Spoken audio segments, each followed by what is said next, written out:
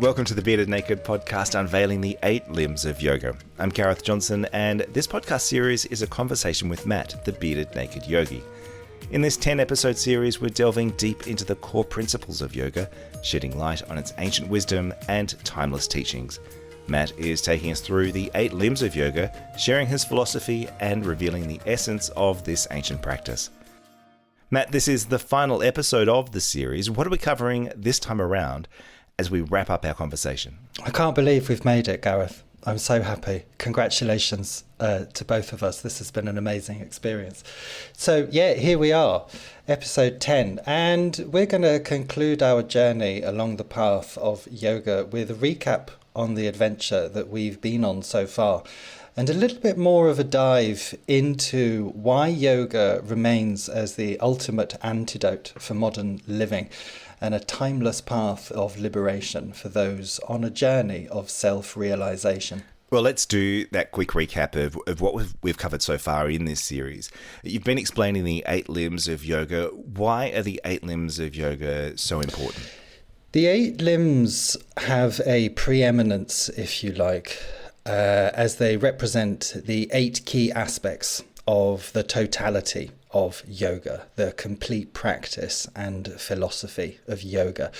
And it's a discipline, we know that yoga is a discipline that so many people across the globe have taken to their hearts. And the 8 limbs, they offer the sincere practitioner a solid foundation of the many different practices that make up yoga as a whole, and the associated physical, mental, and meditative techniques that yoga entails.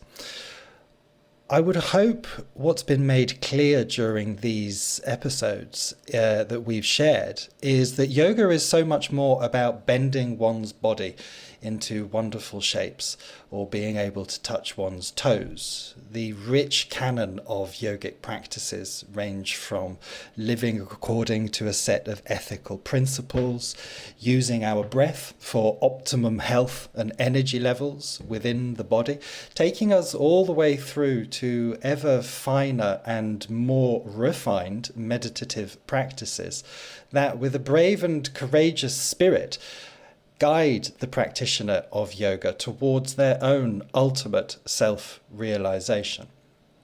Now, certainly within my teaching practice, the 8 limbs of yoga represent the guidebook or the map for a student's journey along this path of yoga. And I wholeheartedly encourage my students to examine these principles and practices in order to determine what they mean for them. We absolutely recognize within the Bearded Naked Yogi community that everyone's journey is unique. And whilst we may all be climbing up the same metaphorical mountain, there are many different paths to the top. You mentioned this briefly in the opening there about how yoga is an antidote for modern living. And it's a theme that you've sort of referenced throughout the series. I just wonder if you could explain that a little bit. What do you mean by that phrase, antidote for modern living? One of the most interesting, and certainly to me as a student of yoga, one of the most beautiful things about the practice is its universality of application. And what I mean by that is the timeless quality that is associated with yoga comes from its deep understanding of the human condition, what makes us tick, the kinds of questions we ask ourselves, and how we try to process and understand our time here, essentially, on this planet. And that's something that I think, when thought about in any kind of depth, truly fries even the hardiest of brains. Now, we know that the 8 limbs offer us a map towards a clearer sense of ourselves, the practices, the disciplines, the techniques that we've discussed in previous episodes. But many people perhaps aren't aware that the Yoga Sutras goes much further than providing a simple map towards one's self-realization. Within the text are discussed many different aspects of this human condition. So, for example, there is a section on what are known as the klishas, or known as the 5 poisons of the mind. Again, it's that lovely poetic language of Sanskrit. Now, these poisons of the mind, known as desire, ignorance, or aversion, they are discussed alongside their corresponding antidotes, if you like, and they are known as the virtues, such as non-attachment, knowledge, or loving kindness towards all beings. And the sutras goes further here, and we can discover upon examination of the text an elucidation, if you like, upon what are known as the vrittis, or the different activities of the mind that hinder the yogi or the practitioner on their path of self-realization.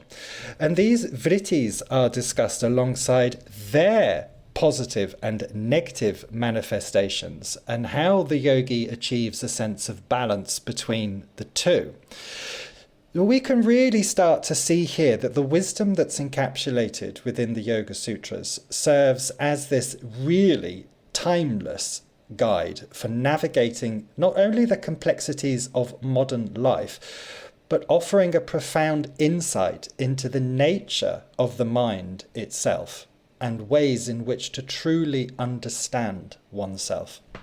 Now, the philosophy of yoga as contained within the sutras and numerous other texts and books and commentaries that have been written over the centuries, when we strip back all of the layers of interpretation that have been laid over the top of what is essentially a very simple text, we can see that the sutras offers, if nothing else, a very simple way of living for everyone, in whatever time of history they may have found themselves, and certainly for ourselves here, on that very bleeding edge of time once again.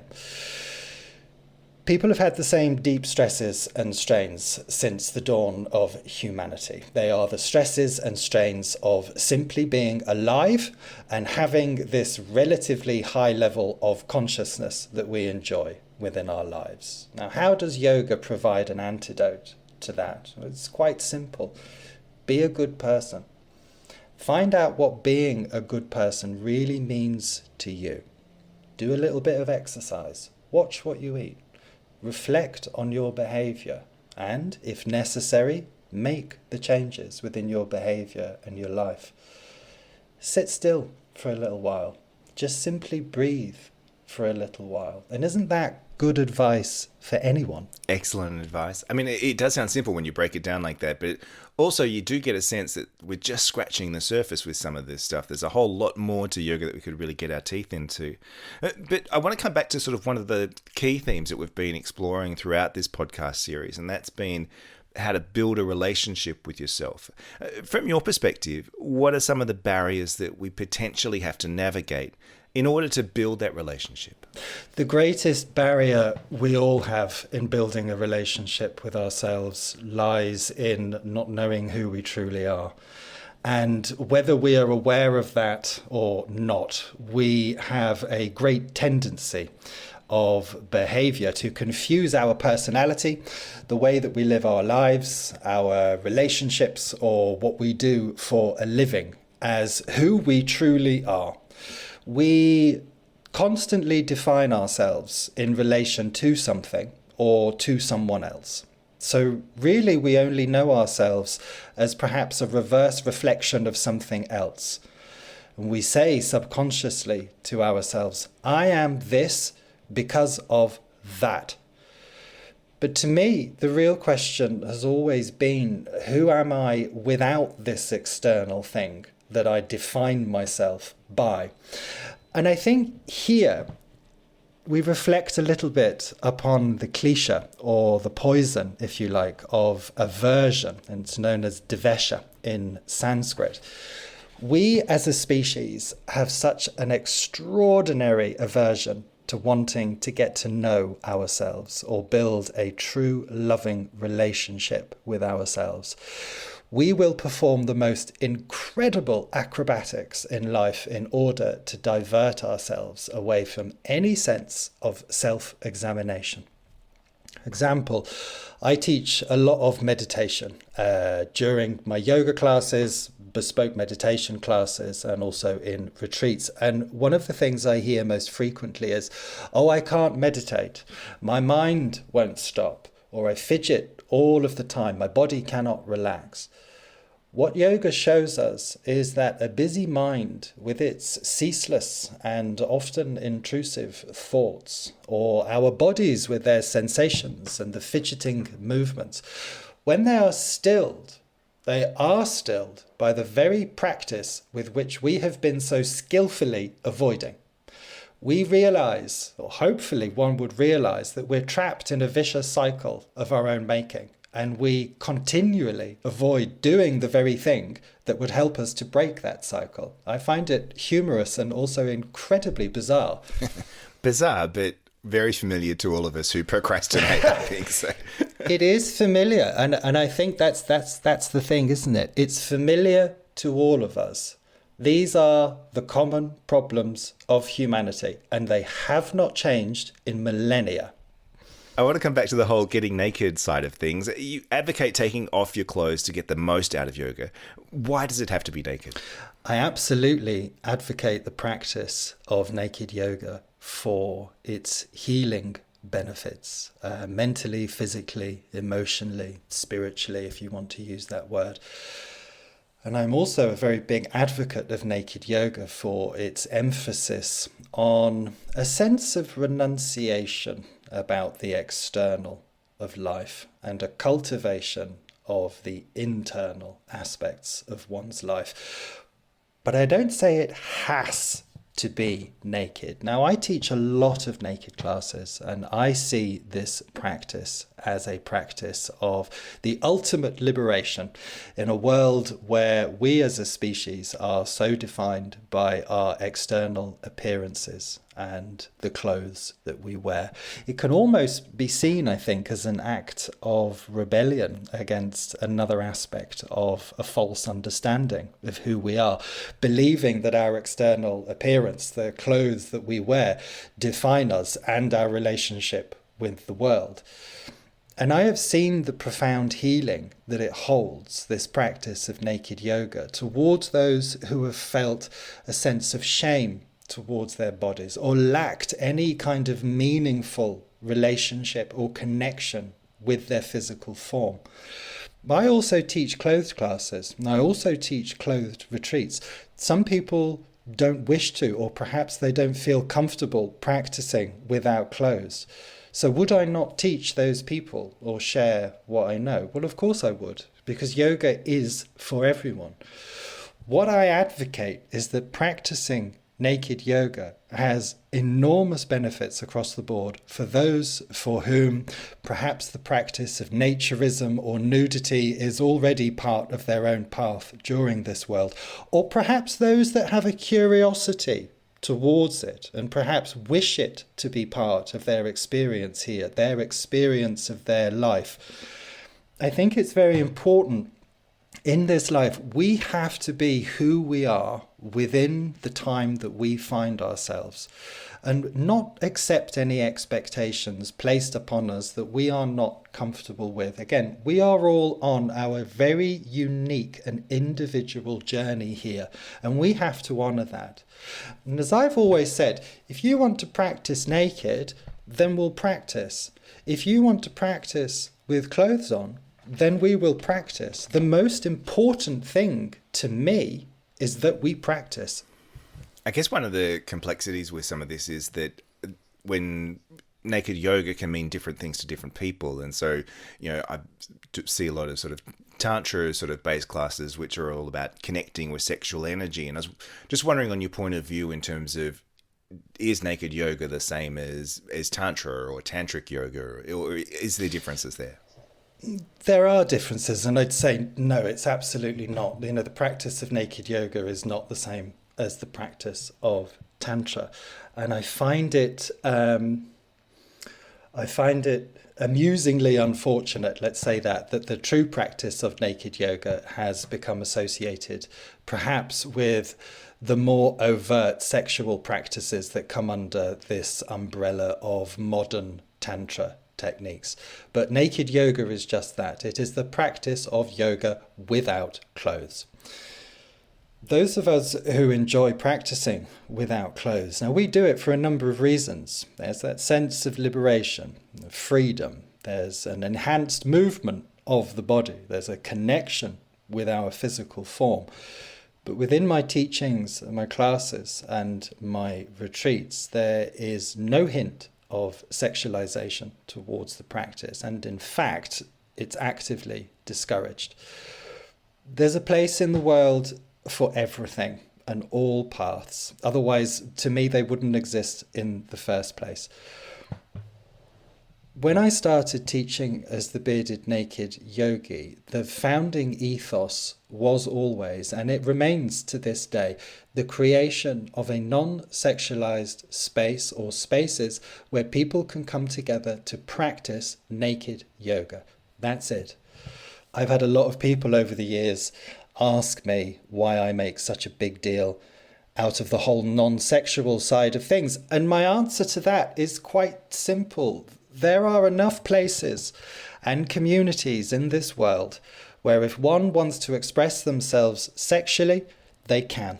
Whether that expression is through simple innuendo or double entendre, or perhaps a more active participation in physical connections with another human or human beings. There are plenty of spaces in the world for that style of expression, and I don't believe that the world needs another.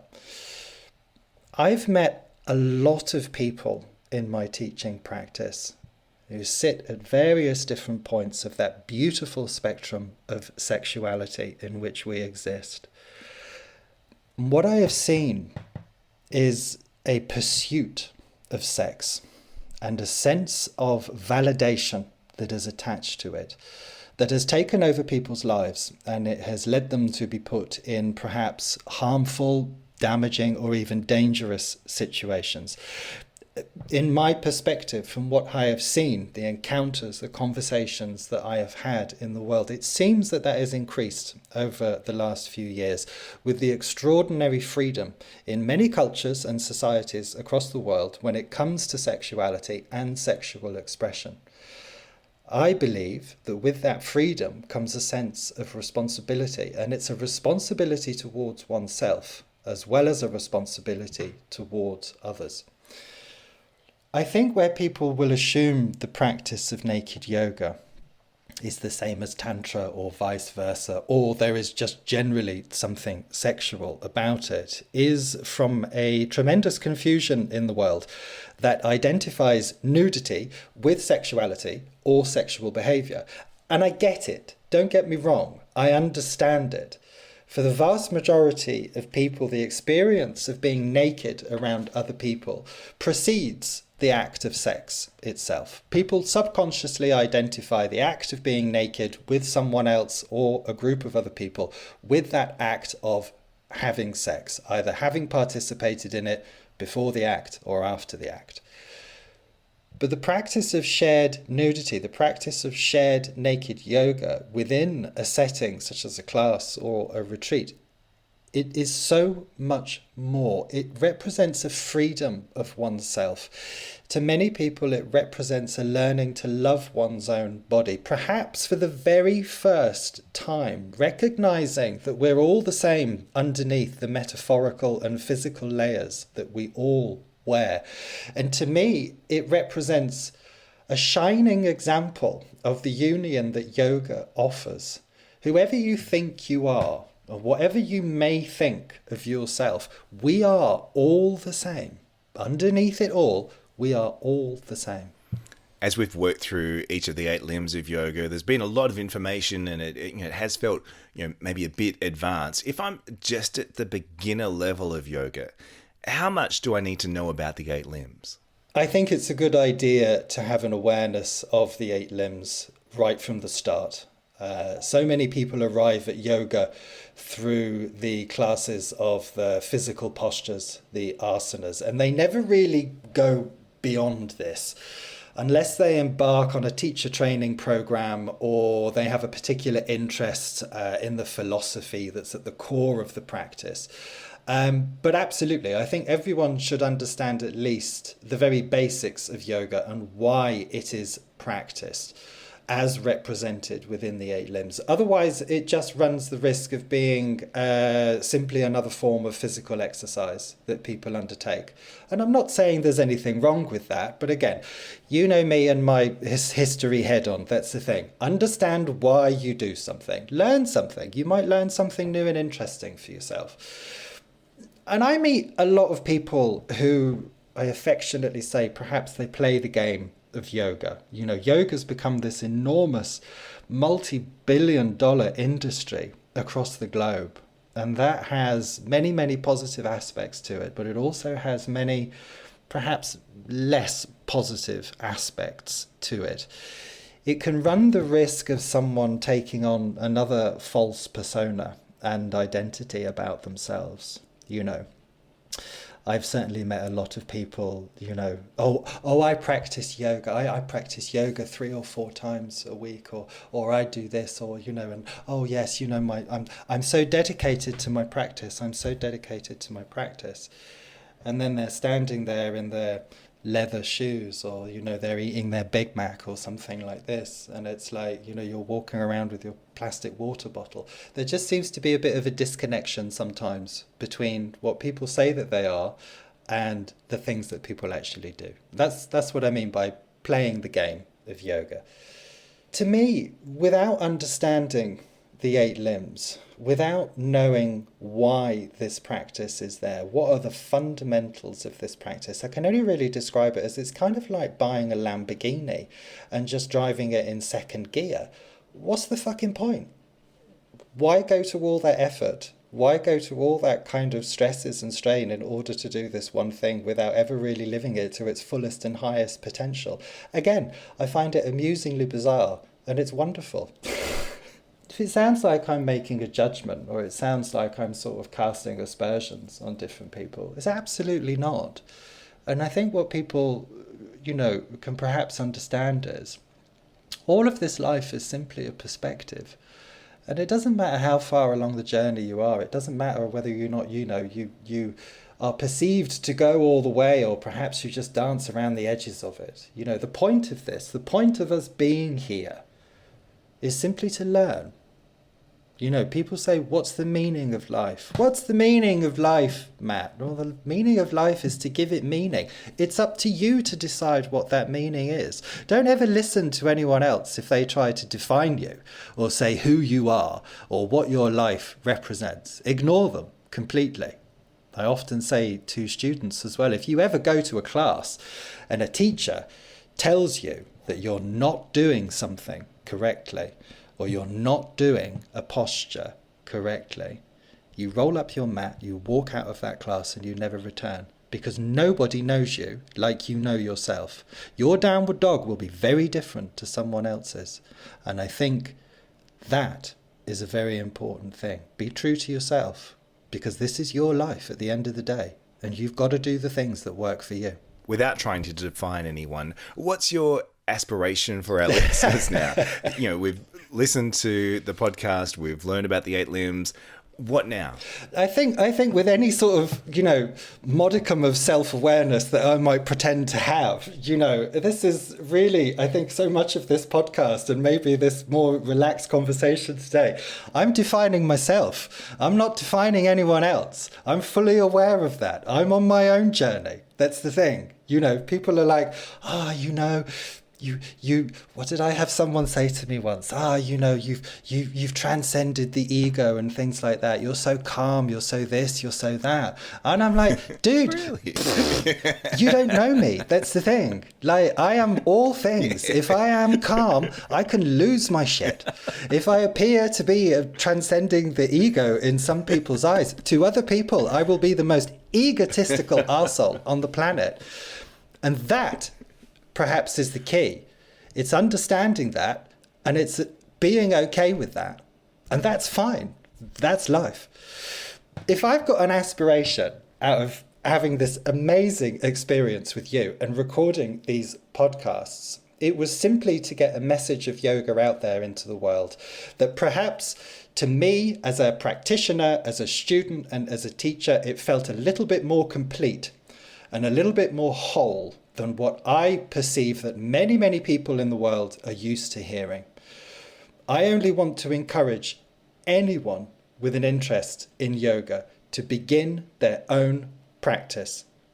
Do your own studies. Wholeheartedly discover what this means for them. And I wish them the absolute best upon their journey. Whether or not people have been practicing for a while, maybe someone's listening to this and they are interested in taking up the practice. One of those aspiring yogis we've talked about. I just simply want to say there's always a home for them within the Bearded Naked Yogi community, whether you practice naked or whether you prefer to practice with clothes. And I think that's something very important. Go out there. Go and taste what's out there from as many different people as you can, and you will find your tribe. That's how this works. Well, that brings us to the end of our final episode in this series of the Bearded Naked podcast, unveiling the 8 limbs of yoga. I'm Gareth Johnson. You can find me on Twitter at GTV London. If you want to get in touch with Matt or find out more about his online courses and retreats, head over to his website, thebeardednakedyogi.com. I would just like to say, first of all, thank you very much, Gareth, for joining me on this sometimes crazy, sometimes detailed, and I hope slightly light-hearted journey through yoga and what yoga truly is. And I would like to say thank you to everyone that's listened to this podcast. And I will hope to see you very, very soon. Namaste, my friends, and thank you very, very much.